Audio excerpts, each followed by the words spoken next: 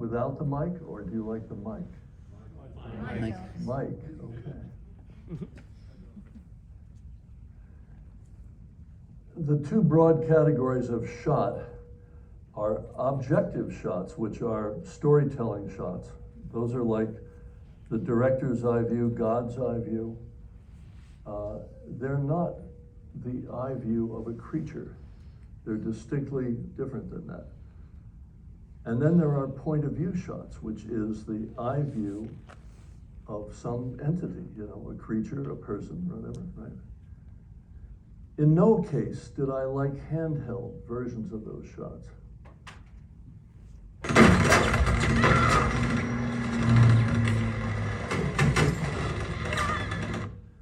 You'll notice that that was pretty shaky. Did you notice that? Also, something that I always disliked was the fact that a handheld shot, the horizon is not level. Can we just take a quick seminar moment here? Are you interested in this deal? Yeah, okay. You're gonna love this. I'll risk leaving my key light for this. Okay. I want everybody to test the incredible stabilizer that lives in our heads. I would like you all to look at me, but do this violently with your head, up and down, shaking. It's pretty stable, right? Pretty astonishing. Now, whoa, do this. Watch me, but shake sideways, really violently. Come on. Pretty good, right? That is called the vestibulo-optical reflex, and it is your inner ear controlling your eye muscles. But here's the weird one. Tilt your head sideways. The room does not tilt. Did you notice that? Now try to imagine doing all that with a handheld camera. Right? Not only would it be shaky as hell, but every time the axis varied, the world tilts. We never, ever see the world tilt. This is the movie you've grown up with from childhood, and it's a stabilized movie. And this is what we're used to. This is our native vision, right? Of course, handily for me, it resembles a STEADICAM shot. It certainly doesn't resemble this.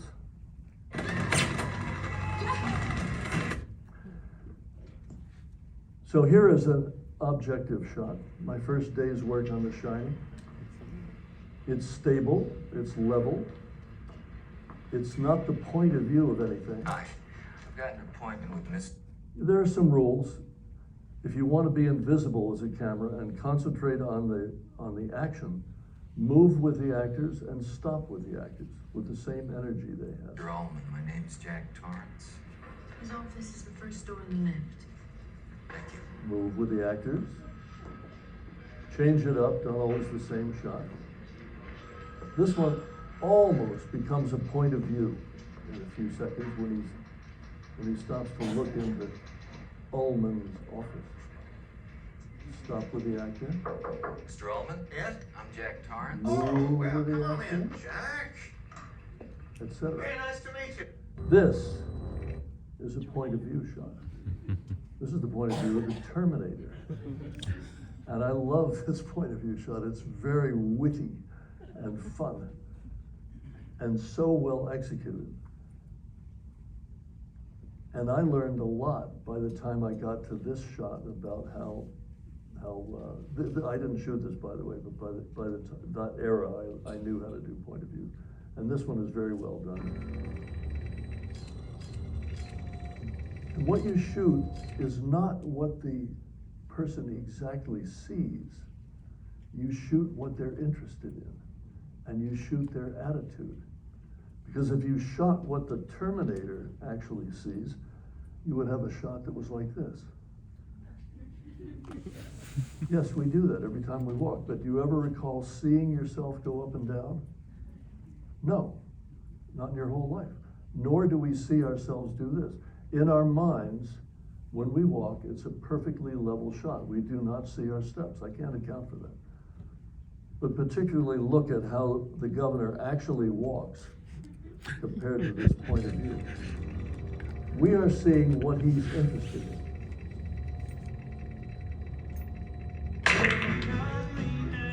course, it's beautiful how they intercut this with live, but watch this walk.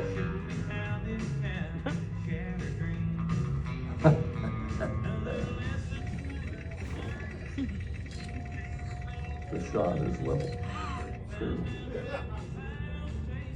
The casting on this is great.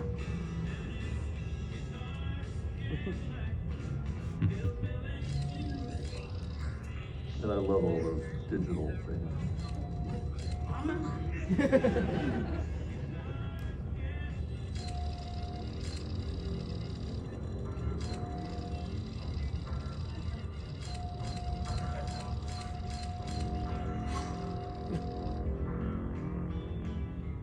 You can have the house lights And down your quite a lot, clothes, I think, your actually, boots, might be good. and your motorcycle.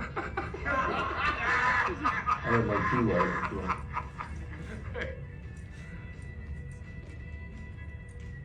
You forgot to say please.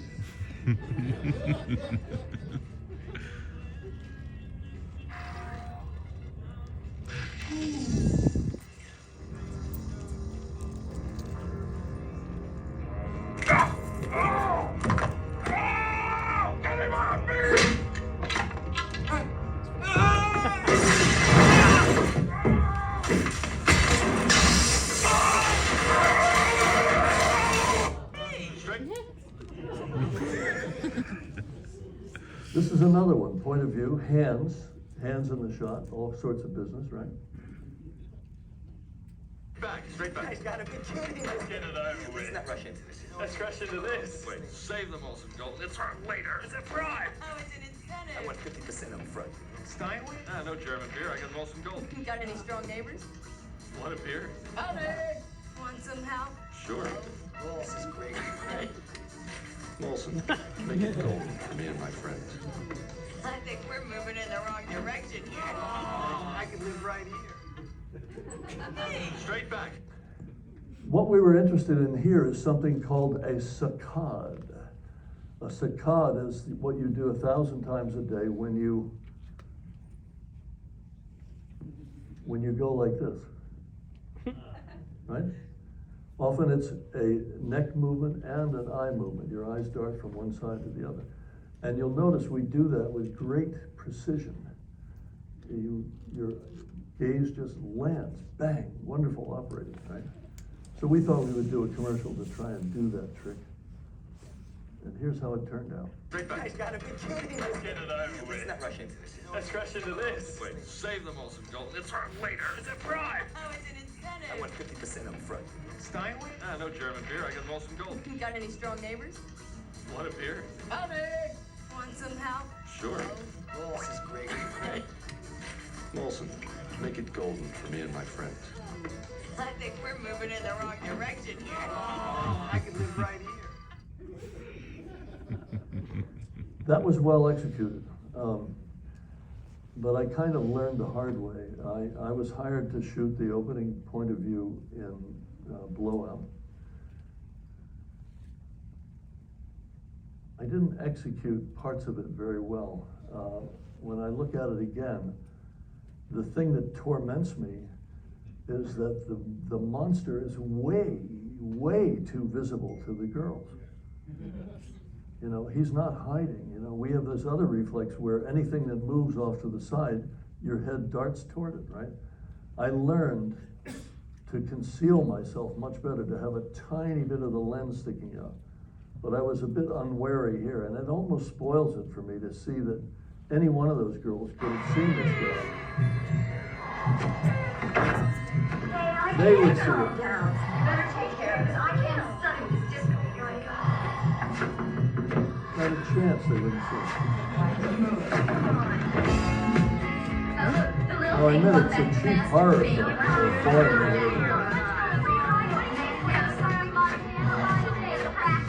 Everybody would see it.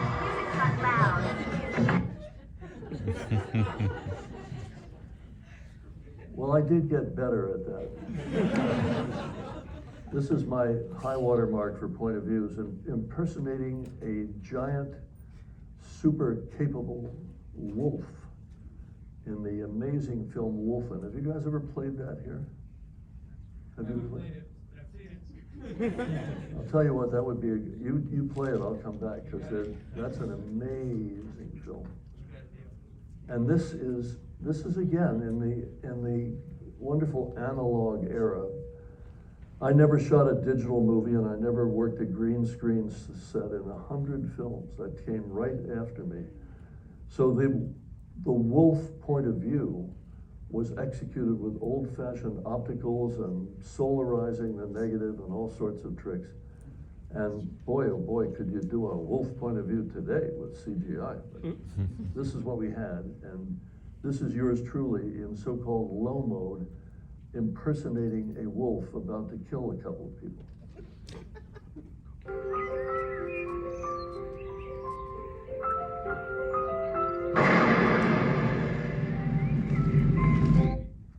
I think you have to forgive me, because that shouldn't be in there. There's a fragment of another film behind that, and I apologize. But the center portion is what I want you to see. This is bizarre.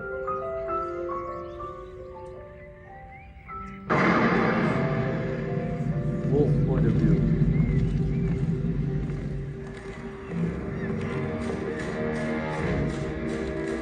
Well, I'm hiding better here. See that?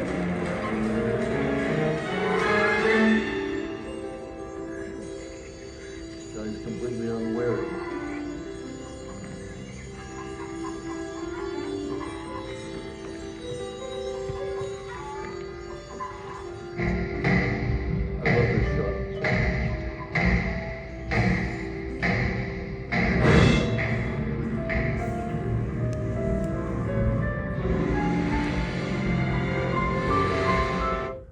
Try something here. We never give up. No, I'm afraid that is the way it is. Sorry. Well, you get the idea. I did get better. And the STEADICAM is, all over the world now. And in fact, this is the #2 tourist attraction in the Philippines. Here you go. I mean, this is what's happening now. People are coming from all over the world.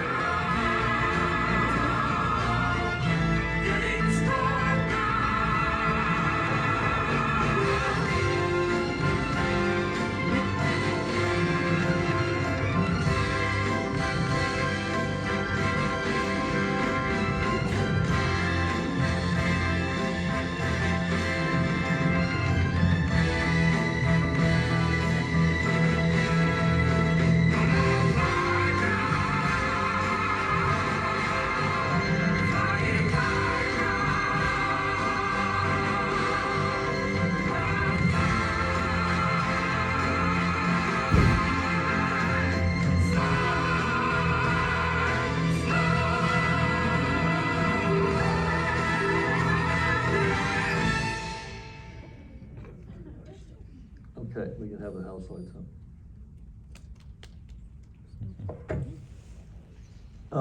Any questions? Sir?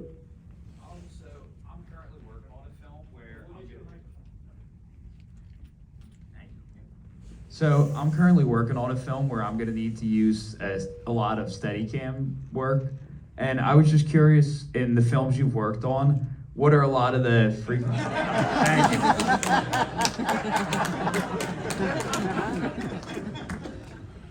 We have to keep the business. Go ahead. I was just curious, what are a lot of the frequent mistakes you've seen directors make over the years when it comes to STEADICAM work? They're getting really good at it. Keep in mind, this has been going on for almost 50 years. It's hard for me to believe. Can you imagine? Rocky, I shot Rocky in 1975. That is, 2 years shy of 50 years ago. And I think in the early days, first of all, there weren't that many amazing operators right away. And the STEADICAM did not keep the scene level itself. You had to do that. That was one of the hard aspects of STEADICAM operating. In addition to framing and not falling down and navigating and telling the story, you had this stupid job of keeping it level. And a recent invention from 3 or 4 years ago has taken care of that. So it's all the same stuff, it's just self-leveling, which is a wonderful gift for operators, because it frees up a surprisingly large part of your brain to concentrate on the film. So I would say there are no errors whatsoever to be worried about now. But I would suggest that you take if you're gonna operate, either get a good operator, look at his or her reel, and take a workshop if it's you, because these 5-6 day STEADICAM workshops are amazing. And you get an amazing head start that way. So, thank you for that Thank you. very useful question for me. Questions, anyone?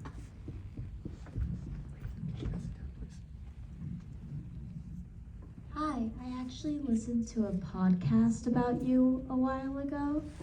I know you patented the STEADICAM for a little while there. What was your original setup? Because I remember that it was your original setup of the STEADICAM before it was... I'm sorry, I'm having a little trouble understanding you. Sorry, I'll Hold the speak mic up. a little farther away and speak a little louder. Okay. I listened to a podcast about you a while ago, and I remember it talked a lot about the patenting process and how the original setup of the STEADICAM was very, interesting, to say the least. I remember hearing that the tools you used were really interesting, so can you explain that a little bit more? What was the original setup of the STEADICAM?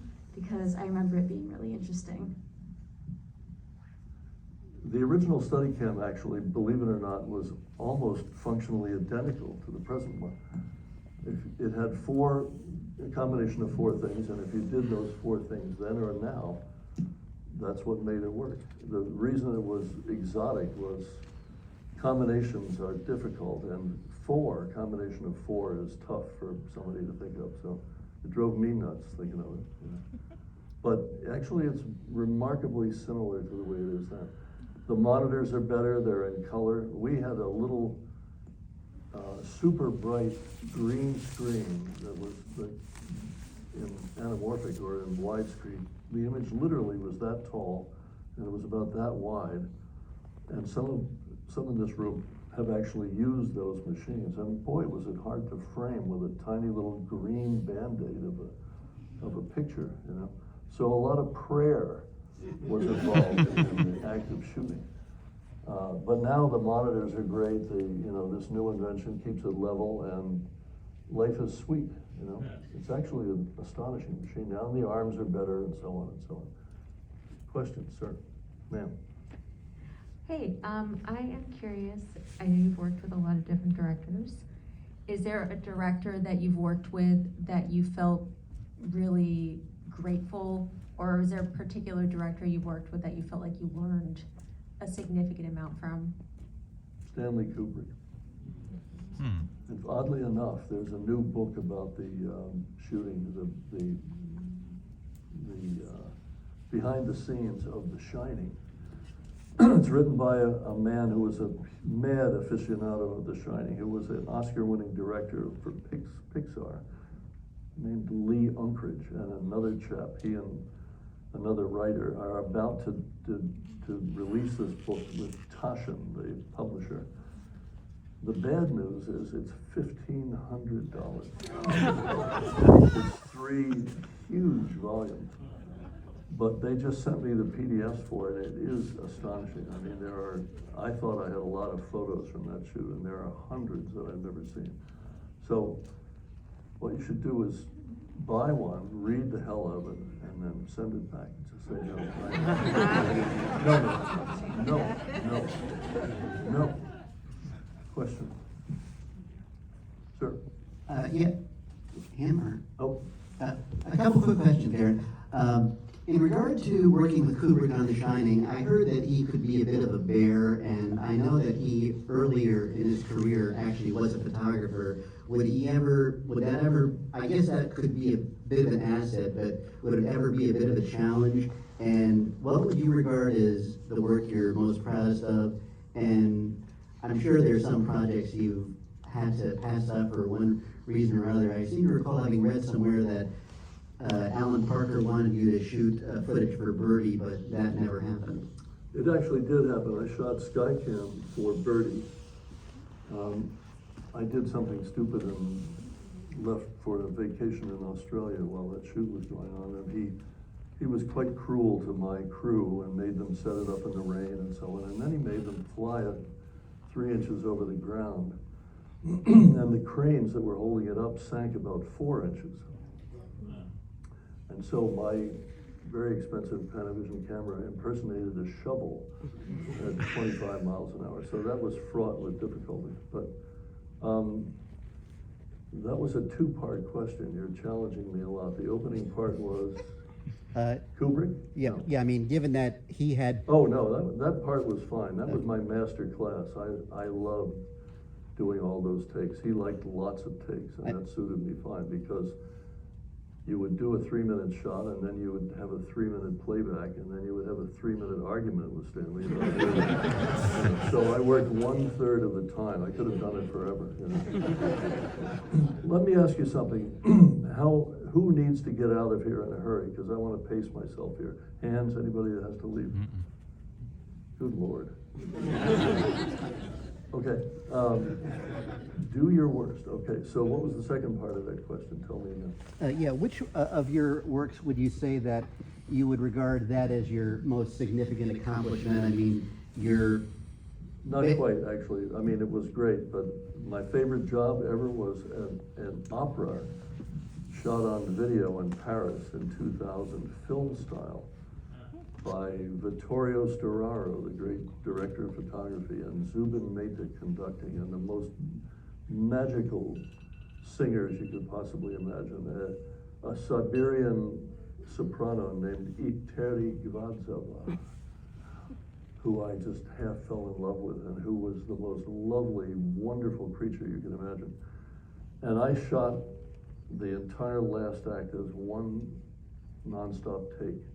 And it was the most emotional, most satisfying thing I've ever done. After 3 months of rehearsing in Paris and riding a bicycle to work, you got to picture this job, and it was just beyond great. Yeah. I heard later that Iteri had married a 300-pound German tenor who made her pregnant and then left her. So life is hard. You never know. That was the saddest thing I heard about that whole job. Sir, ma'am. Hi, I was wondering how long it took for you to... Can you speak up, sorry? Sorry, I was wondering how long it took for you to create a STEADICAM. 2 years. Great, thank you. I had a lot of odd prototypes. I joked with one film company that wanted to buy it, but I suspected wanted to steal it. And I said, I can't tell you how it works, but it's 70 feet long and you can't smoke near it. And that was very satisfying. Anyone?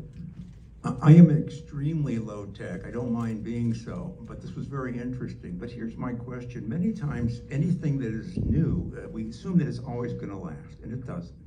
The auto went too far. We realized autos are good sometimes, sometimes not.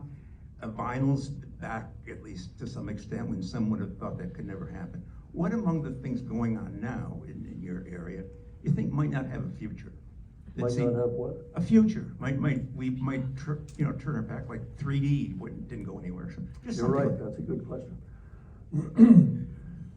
It all changed, I'm sure we've all noticed, it changed fantastically when we went from film, which is an obviously lovely analog medium, where these grains that we grew up with danced in our imaginations, and every frame was different and slightly grainy and so on. Now it's all digital, and it's, it will be 8K very soon. It's sharp as a tack, the monitors we have at home look better than big film screens looked when we were kids. Sound is fantastic. CGI is astonishing. it went through and is still going through a slightly awkward period, as any new thing does. I've told this example in this room before, but I'll tell you again, it amused the hell out of me. A assistant director, second or a second assistant director's job has to do with wrangling the extras. And if you have a crowd, let's say you were all extras, right? And you were all bizarrely dressed by the wardrobe department to look just as you look now. And the second AD is likely to say to you, everyone born in January, raise your hand. Go ahead. If you were born in January, let's have hands. Okay, you are the only people who are allowed to move at all. The rest of you stay still and look at the damn show.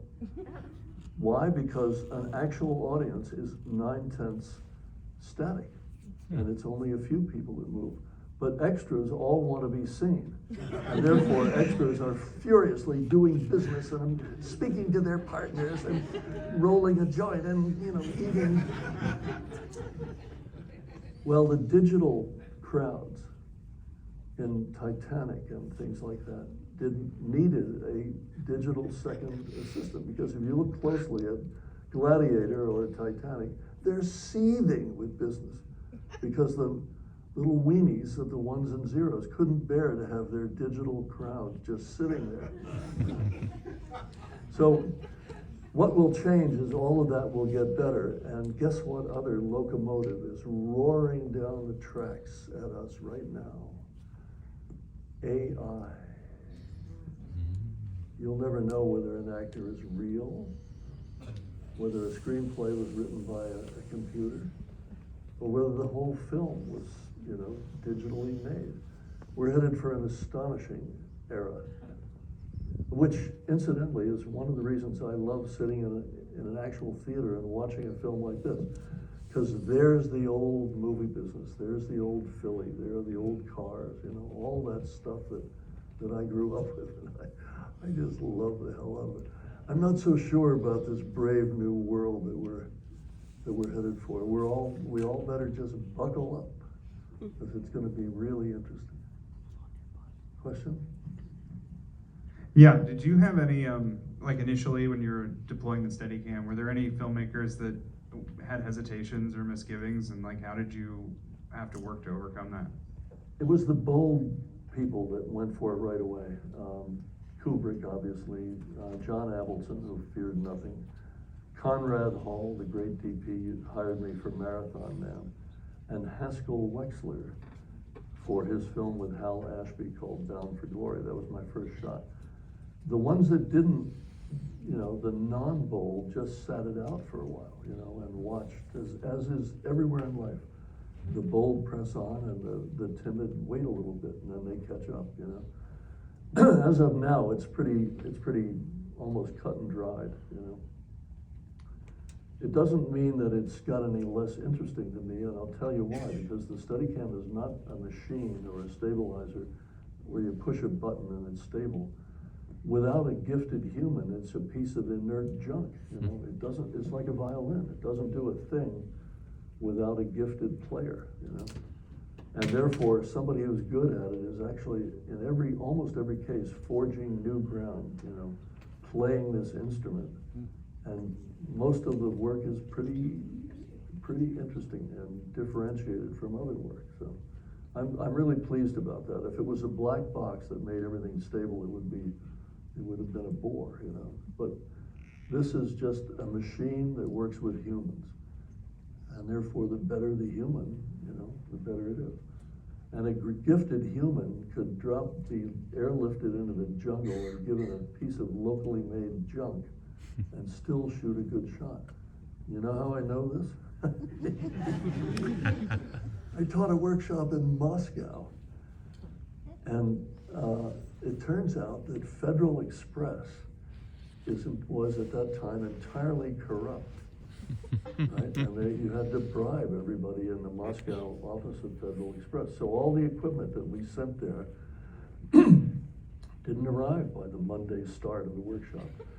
And all I had was 2 locally made, one built in a machine shop in Belarus and one made by a guy in Moscow, 2 homebrew study cams that were pretty dreadful. And I was able to teach that class Monday, Tuesday, Wednesday, Thursday with that gear, right? And finally on Friday morning, the real thing arrived, right? And this wonderful, in fact, Ukrainian operator from Kiev named Alexander, who was, just built, a really buff guy, and his rig had been made for him in Belarus and so on. And he got to try the real thing on Friday morning.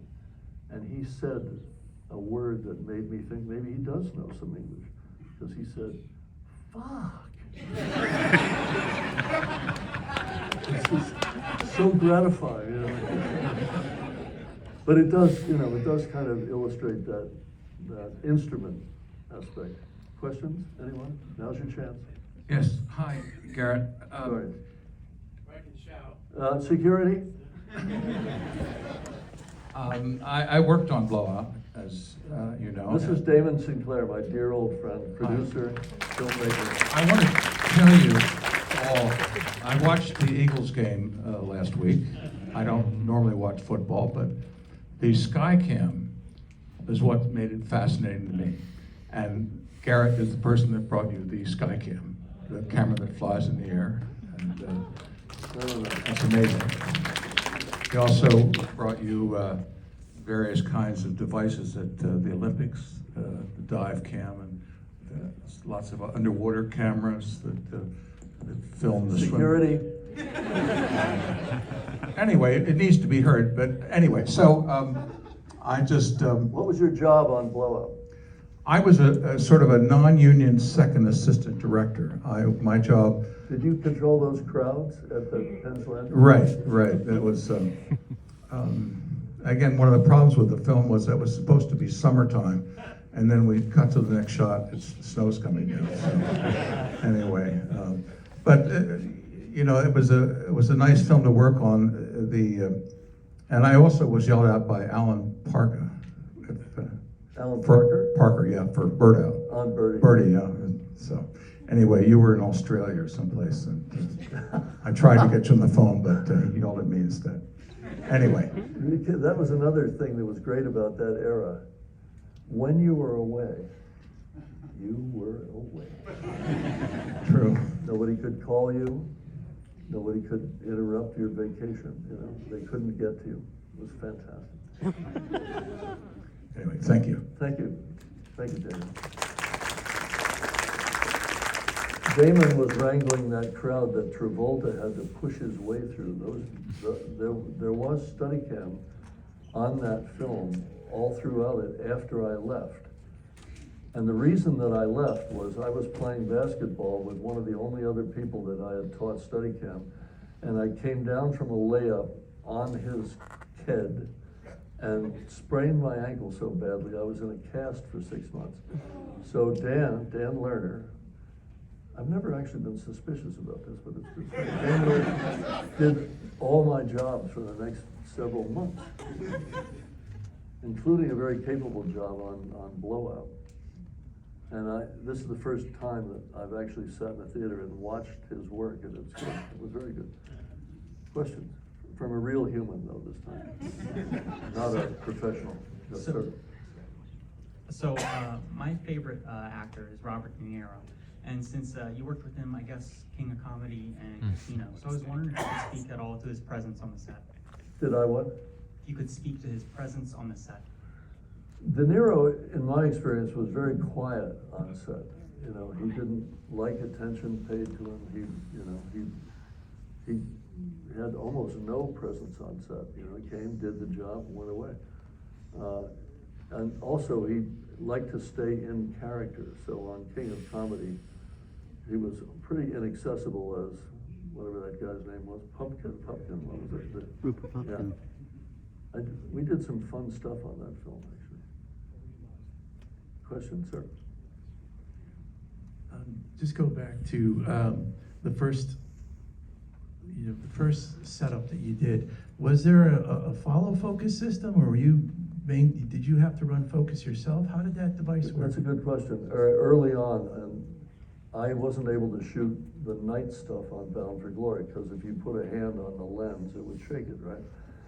And we very quickly got a servo system together. The first one was wire, a motor on the lens and a knob on a box, right? The one that we found initially was used by projectionists to dial the focus on a projector, because they had to be looking out the window, not trying to be next to the lens, right? There was no window there.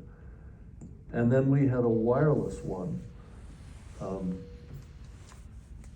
The wireless ones early on were pretty dreadful that my licensee made, and in places like Radio City Music Hall, they simply wouldn't work, and the lens would go flying all over the place. So it was a bit fraught in those days.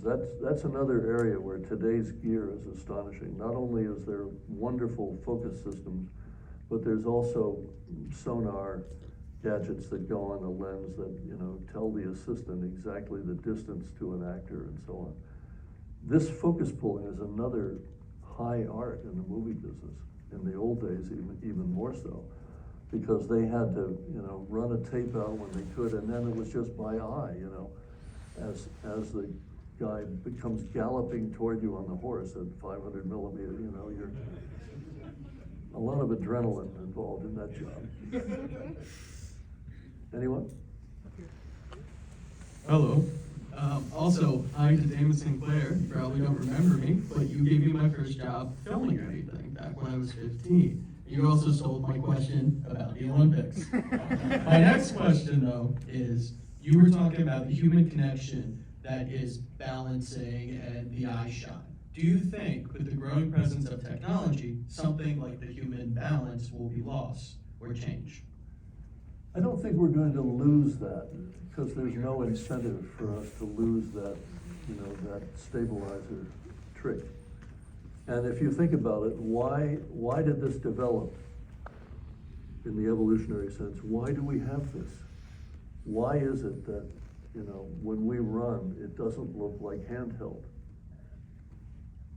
Because you would be eaten by a predator immediately. If your vision looked like handheld, you would immediately be consumed by a predator, or you would never catch your own dinner. Can you imagine? Here's a quick example. Everybody take your hand and your fingers in front of your face, horizontal fingers. Now do this and try and follow it with your eyes. Even though you're doing it, the muscles won't work and the eyes will not follow it, right? This hardwired connection from your inner ear to your eyes is what works, right? So this is a sample of what you're doing to the audience when you shoot handheld. They cannot follow what you've done with the lens, and they just have to lump it, and get used to it. I can enjoy a Lars von Trier film like anybody else, but the first 10 minutes of it, I'm in a volcanic fury. And then I get used to it, and then I just watch the movie. I just wondered if you would say something more about a particular shot in the film, in the ladies' room of 30th Street Station. How many other women have come up to you and said that I saw the film when it came out, and I never go into 30th Street Station or the ladies' room without thinking of Blowout. Yes, there's been a terrible outbreak of urinary problems. And oddly enough, it was right after that film was released. Nobody's ever made that correlation. It's funny because John Lithgow was one of the sweetest guys alive. I worked with him on Twilight Zone and I think something else. He was fabulous, and he's such a sweet man, So it's so odd to see him doing an implacable villain, and he was good at it. He's very tall, and there's something about that that is just chilling. What did you think of this film, by the way? Do you guys enjoy it? Yeah. right up here. Oh. Never mind, go ahead. Thanks. I was just curious if you could talk about your original inspiration for why. Was there a movie that bugged you, or what was it that made you want to persevere and make the STEADICAM? I had a film company in Philadelphia, a small film company. We made films for Sesame Street, many of the early films, and they were a fantastic client to work for because we had great autonomy. And we made commercials and eventually had an office in New York, and we were good at it. We won a bunch of awards and so on. But I learned my trade. Maybe turn my mic down slightly because it is ringing a tiny bit. I'm so sorry. I'll project a little more. No, I think I'm good. Autonomy,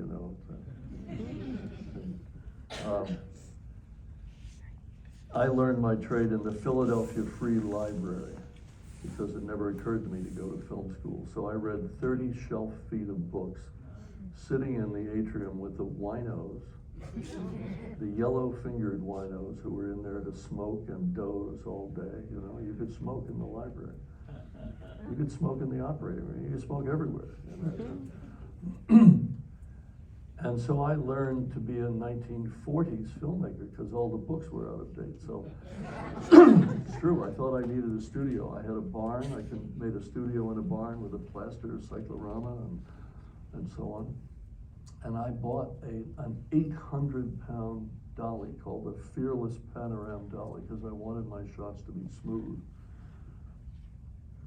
Among other things, a crew of 4 bringing the 800-pound Fearless on location assigns 200 pounds of Fearless for every one of the 4 crew to get it into a pickup truck.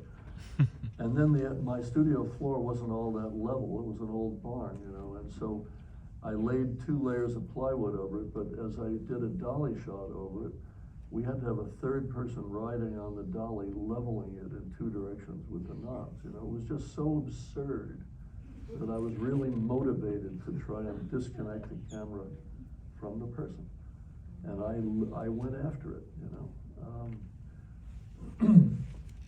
We should do maybe sometime we should just do a night about all this stuff, not a film, but just a night of technical stuff, because boy, we could round up, first of all, some great people and fantastic stories about all this, it becomes about inventing, which is of interest, oddly, to most people, almost everybody has the idea that, gosh, if I could invent something, so I'd love to do that, any old time. Yeah, I'll do it. In any event, I had a real need for it, and I was so far from Hollywood, it didn't strike me as odd going for it. We got one question up here. Yes, please. Yeah, so I wanted to ask, I know you worked on Give My Regards to Broad Street, which was a musical. Yes. How did you know that? I love that film. So I had a lot of fun on that. Yeah, I wanted to ask, what was it like? And I know it's a musical and it's a bit more different than like normal drama. Well, they brought me over, usually in that era, I was brought in to do some special shot. Nowadays, the so-called A-camera STEADICAM is a guy that does all sorts of operating and STEADICAM. And he or she is on the film for the entire movie. In that era, I was flown over for, a particular sequence. But I knew a lot of people from working in the UK, and then particularly from being there for a year in Boreham Wood on Stanley's film. And I had a lot of fun with McCartney and with the drummer. Ringo. They were principally involved in it. And my shot was just an absurd shot, filming a gigantic man lumbering along a walkway, if you remember that shot. And I remember getting back on the Concorde and thinking, God, what a life, to be flown over to do this one shot. I love it. Mainly because you can eat your weight in caviar on the Concorde, which I did.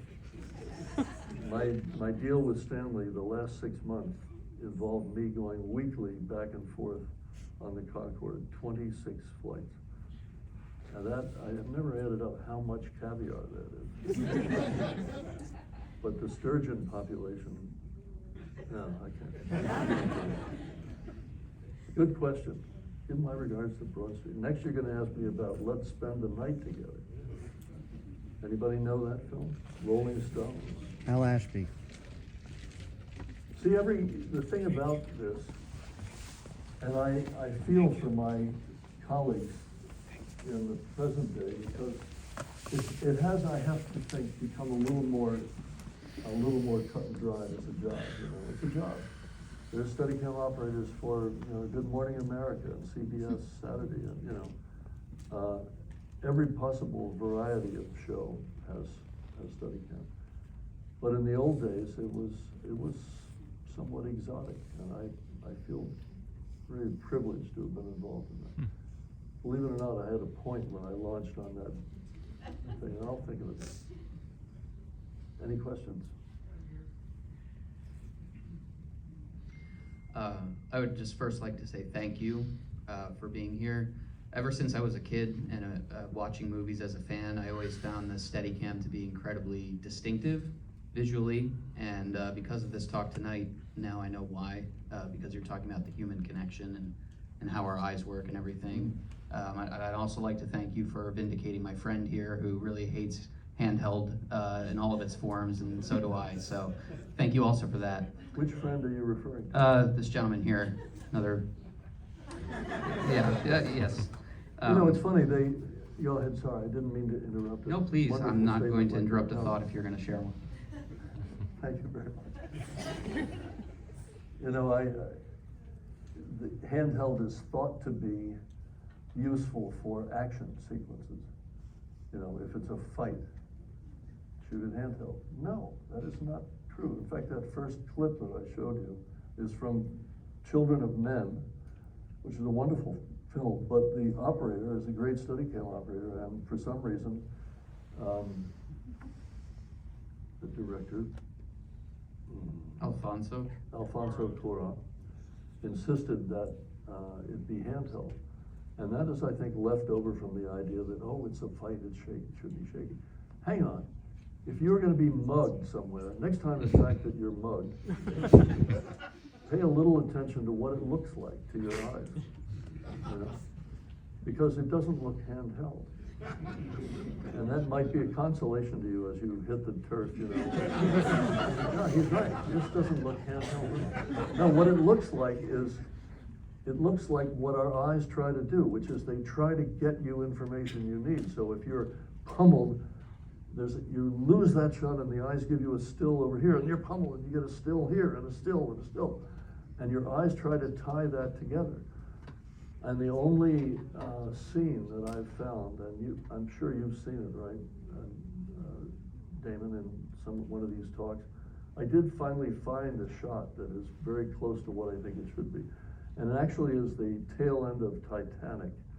Jimmy Mawr had a super light Steadicam made, and he shot all that running around at the end, that frantic stuff, with a super light Steadicam. And boy, it looks great. You know, it's exactly as I just described, you know. So, I think I'd love to persuade directors of photography and directors and so on to give something like that a try and not just go for handheld. I'd love to persuade Lars von Trier to give it a try. And his cameraman is a great friend of mine and took a Steadicam course, one of his regular cameramen. So I still have hope in that regard. I'd like to see Steadicam as thoroughly eradicated in the world as malaria or pox or anything else. A war on handheld. Hmm? Declare war on handheld. Yes. I had the joy of lecturing to the American Society of Cinematographers. And of course I had them all doing this thing and this thing and this and their hand. And I can report that not a single one of these old boys changed their minds as a result of that. But no, I think some of them did actually. Anybody else? Any questions? Sir?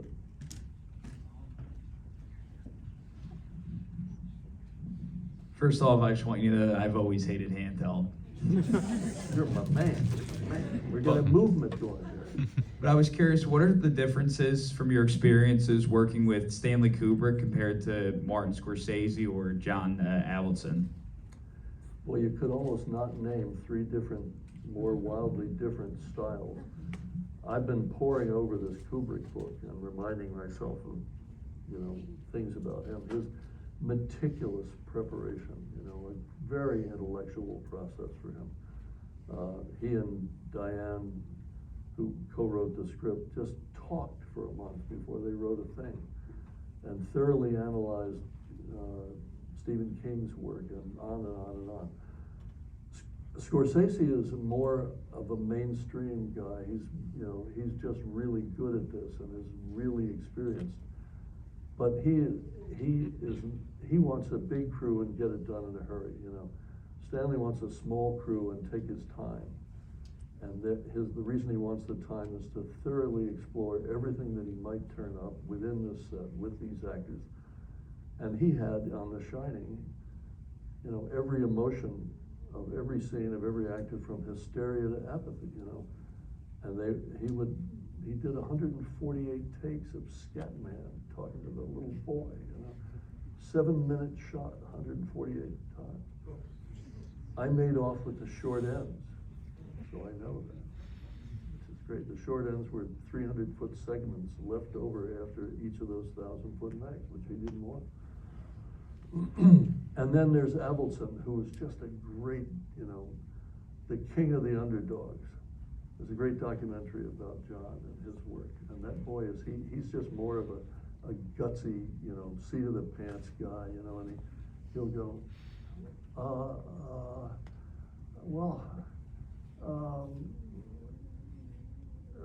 that was good.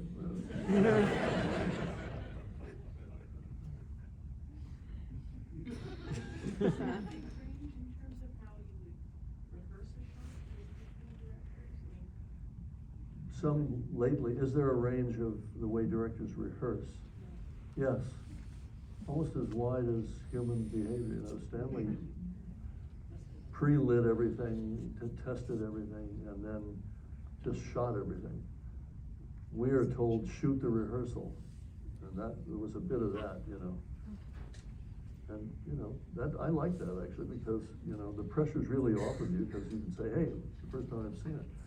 You know what the biggest mistake you can make when somebody says shoot the rehearsal is to let them stop it in the middle because something went wrong, because you never get to rehearse the end.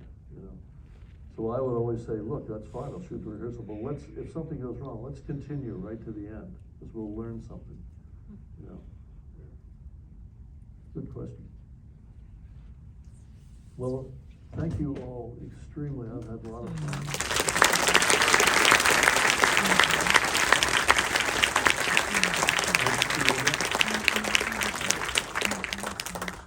And if you have $1,500, stand around.